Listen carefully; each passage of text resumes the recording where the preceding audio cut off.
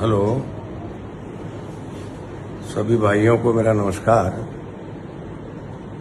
पिछले 15 दिन से मैं जयपुर में था। मेरी घरवाली की बहुत ज़्यादा तबीयत खराब थी और मौत से संघर्ष कर रही थी। अंत में तमाम प्रयास करने के बावजूद भी नहीं बचा पाए हम। ऐसा विधि को मंजूर था। मौत पे किसी का जोर तो है नहीं। हानि लाभ जीवन मरण जस अपयस विधि हाथ। कल उनकी डेथ हो गई। जयपुर से हम धौलपुर ले आए और उनका अंतिम संस्कार कर दिया गया। मेरी जानकारी में जयपुर में आ गई थी कि इस तरह से जगन सिंह की हत्या कर दी गई है जेल के अंदर। बहुत बुरा हुआ। हर व्यक्ति को बुरा लगा, समाज को भी बुरा लगा, हम सबको भी ये बहुत ही दिल से बुरा लगा।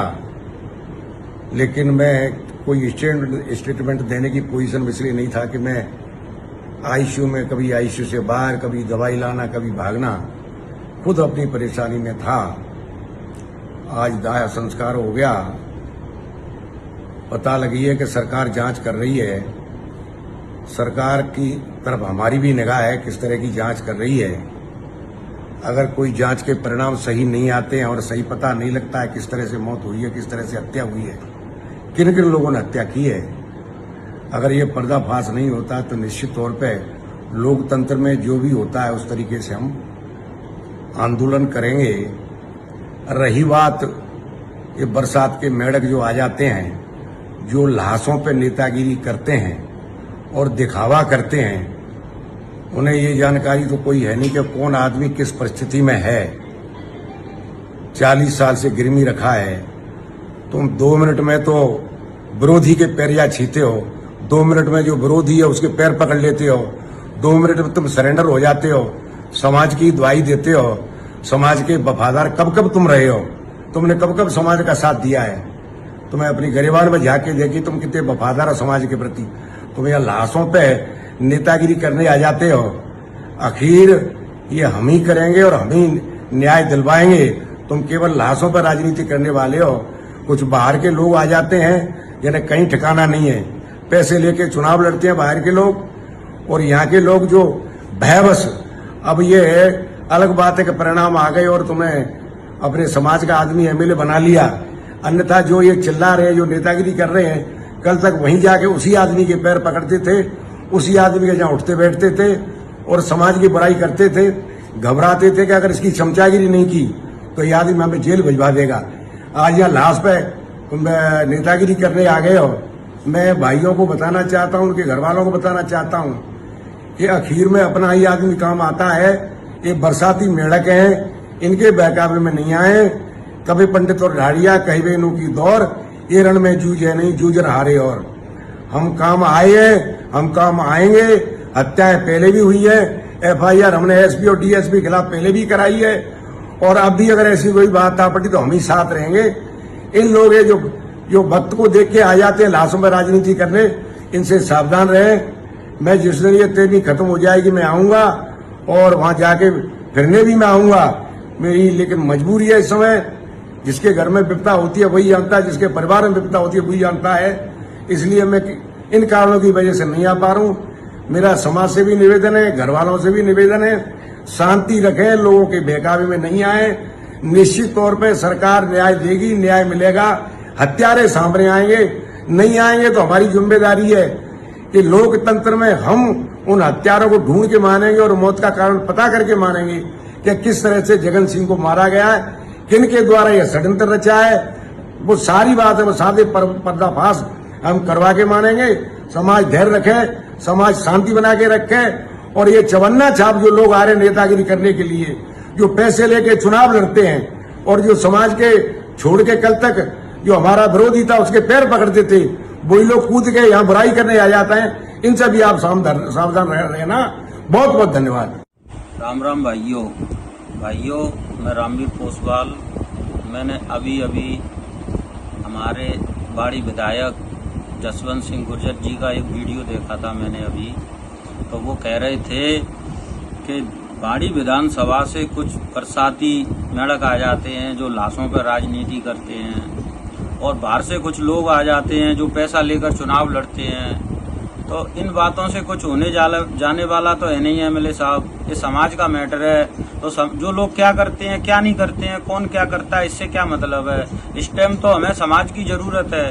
समाज के लोग इकट्ठा नहीं होंगे तो जगन को न्याय नहीं मिलेगा। और अगर जगन का परिवार आपके भरोसे बैठा रहता तो मिल चुका न्याय। यही लोग हैं जो अजमेर जी जान लगा रहे थे। ठीक है, आपके घर में कोई प्रॉब्लम थी 10-15 दिन से, मैं मानता हूँ। आप एक पोस्ट भी तो कर सकते थे कि भाइयों मेरे यहाँ मजबूरी है। जो आप अब कह रहे हैं वो पहले भी कह सकते थे। आप ये तो नहीं है कि आप फेसबुक नहीं देखते हैं, कि मोबाइल नहीं चलाते हैं। ये सारे शब्द तो आप पहले भी बोल सकते हैं कि मेरी मजबूरी है। अब तो आपके घर में चलो आपकी बीवी का स्वर्गवास हो गया है, हमें भी आपसे सांत्वना है। हमें भी बड़ा दुख हुआ कि आपके घर में आज दुख है। हम ये नहीं है कि हमें दुख नहीं है, हमें बहुत दुख है कि आपके घर में दुख है।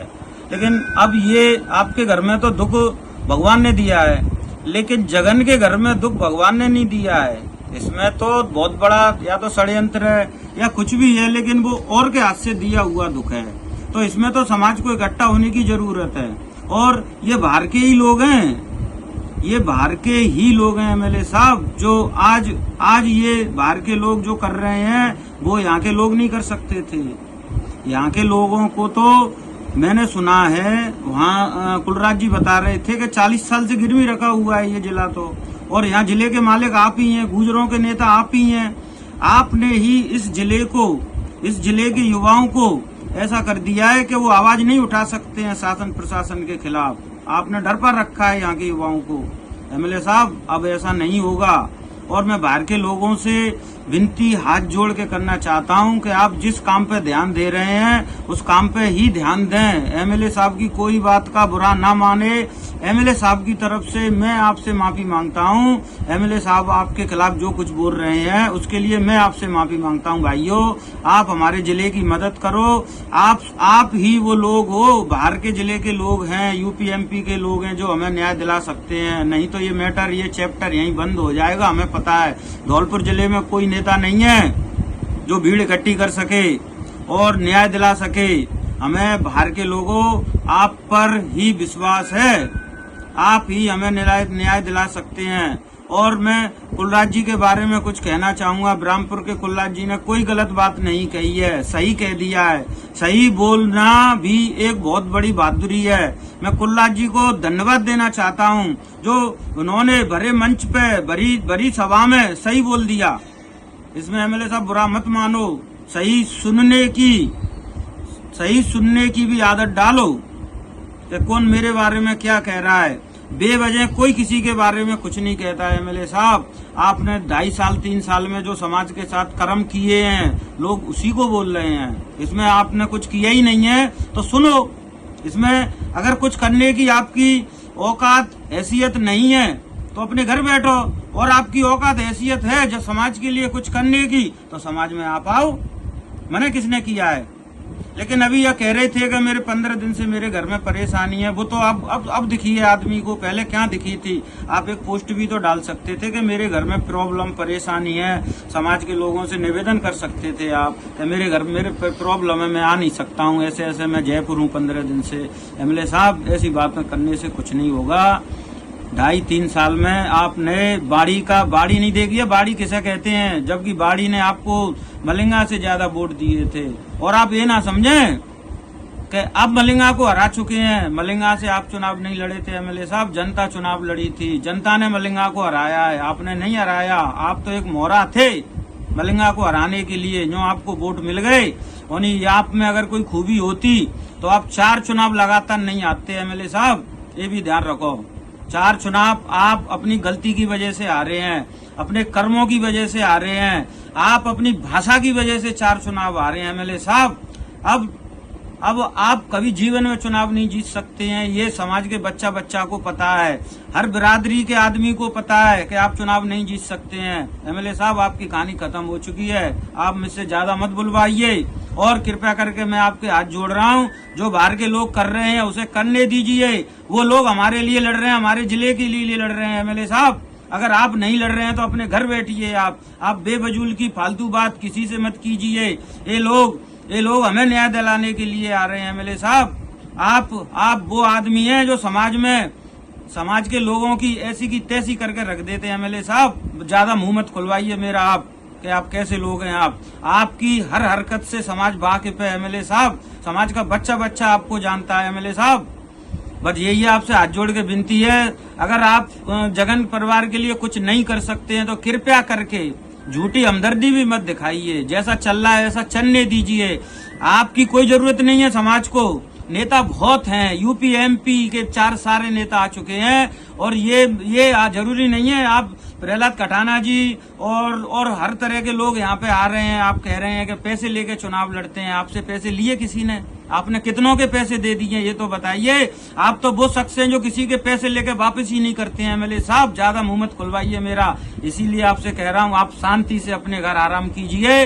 और आपने जो शब्द बोले हैं कुल्लाद जी के लिए और अन्य लोगों के लिए, आपकी तरफ से मैं उन लोगों से हाथ जोड़ के माफी मांग लूंगा। इस मैटर में आप हस्तक्षेप मत कीजिए। अगर आपको कुछ करना है जगन के लिए तो आप मैदान में आइए, हमारे साथ कंधे से कंधा मिलाकर खड़े हुइए। आप फिर देखें आपसे कौन क्या कहता है, हम भी देखेंगे। कोई कुछ नहीं कह सकता है फिर आपसे। एमएलए साहब, वीडियो मत डालिए, मैदान में आइए। आप जब आप फ्री हो, जब आ जाना, आपका स्वागत है। एमएलए साहब, कंधे से कंधा मिला के हम आपके साथ चलेंगे।